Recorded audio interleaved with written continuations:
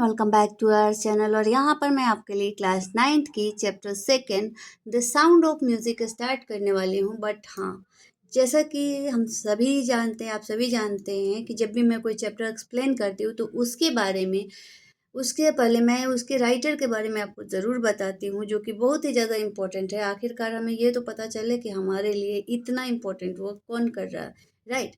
सो इसी क्रम में हम आगे बढ़ते हैं और जानते हैं हम अपने राइटर को, जो कि हैं डिबोरा काउली, जो जिनके माइंड में ये खूबसूरत से थॉट्स आए थे द साउंड ऑफ म्यूज़िक के बारे में। सो चैप्टर पढ़ेंगे तो आखिर आगे जाके हमें साउंड ऑफ म्यूज़िक के बारे में पता तो चलेगा ही, बट उसके पहले हम जान लेते हैं हमारे ऑथर के बारे में, जो कि हैं डिबोरा काउली। ओके, सो यहाँ पर हम डिबोरा काउली के बारे में पढ़ने वाले हैं। और डिबोरा काउली, जो कि यहाँ पर हम पढ़ने वाले हैं डिबोरा काउली के बारे में। सो चलिए बिना टाइम वेस्ट किए स्टार्ट कर देते हैं। Deborah Cowley was born in India, grow up in Toronto, Canada. Deborah Cowley का बर्थ कहाँ पे हुआ है? इंडिया में हुआ है, बट वो पली और बड़ी हुई हैं कहाँ पे? टोरंटो, कनाडा में। Graduated in English from the University of Western Ontario and move to Ottawa for a job with the Unitarian Service Committee. अब क्या होता है कि ये पली बड़ी हैं, बर्थ इनका हुआ है इंडिया में, पली बड़ी हैं कनाडा में, साथ के साथ इन्होंने इंग्लिश से ग्रेजुएट किया हुआ है और यूनिवर्सिटी का नेम है university of Western Ontario, right. इसके बाद वो मूव कर जाती है ओटावा में जॉब पर्पस से, जहाँ पर ये यूनिटेरियन सर्विस कमेटी के लिए वर्क करती है, the United Nations relief and work agency and the Canadian international development agency, और साथ के साथ कैनेडियन इंटरनेशनल डेवलपमेंट एजेंसी के साथ भी वर्क करते हैं।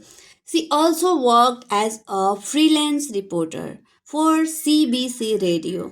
और इतना ही नहीं, ये फ्रीलांस रिपोर्टर के तौर पर वर्क करती हैं किसके लिए? CBC रेडियो के लिए। ओके,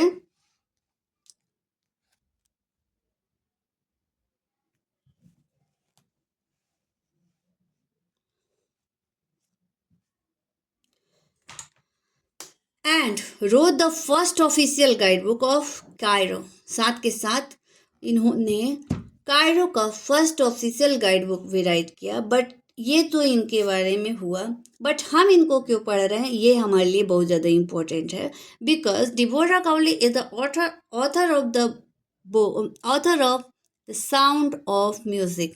बिकॉज हम जो चैप्टर पढ़ रहे हैं द साउंड ऑफ म्यूज़िक, उनकी ऑथर कौन है? डिबोरा काउली। इसकी वजह से हम इनको पढ़ रहे हैं।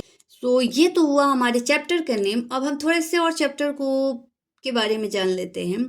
This chapter is about the life of two famous musician, Evelyn Glennie and Bismillah Khan. तो इस चैप्टर में हम दो फेमस म्यूजिशियन के बारे में पढ़ने वाले हैं, जिसमें पार्ट 1 में हम पढ़ेंगे एवलिन ग्लिनी एंड सेकेंड में पढ़ेंगे Bismillah Khan. Okay, the chapter is divided into 2 section. Okay, यहाँ पर क्या है, चैप्टर कितने सेक्शन में डिवाइडेड है? 2 सेक्शन में।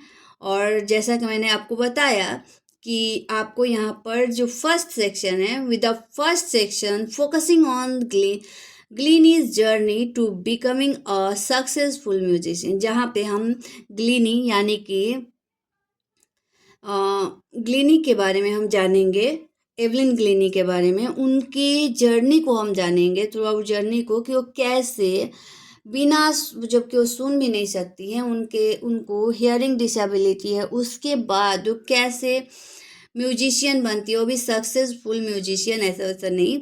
एंड सेकेंड पार्ट में हम जानेंगे about Bismillah Khan. Okay, who introduced the Shehnai to the Indian musician industries. Okay, so यहाँ पर हमने फर्स्ट वाले में क्या पढ़ना है? एवलिन ग्लिनी की जर्नी के बारे में पढ़ेंगे, थ्रू आउट द जर्नी, जिससे वो थ्रू करते हुए क्या एक फेमस म्यूजिशियन बनती हैं। और साथ में हम पढ़ने वाले हैं बिस्मिल्लाह खान को, जिन्होंने इंडियन म्यूज़िक इंडस्ट्रीज़ को उन्होंने शहनाई से रूबरू करवाया, शहनाई के बारे में बताया। तो आगे चलिए, हम अभी तो हमने इतना जान लिया, और आगे जब हम लाइन बाय लाइन चैप्टर्स को पढ़ेंगे तो सारे डाउट्स हमारे क्लियर होंगे और बहुत ही अच्छे से हम पढ़ेंगे, चैप्टर को एंजॉय करेंगे। तो अभी के लिए thank you, bye bye and take care. लेकिन हाँ, जाने से पहले एक और बात कि अगर वीडियो पसंद आए तो चैनल को सब्सक्राइब, वीडियो को लाइक एंड शेयर करना बिल्कुल भी नहीं भूलना है। ओके।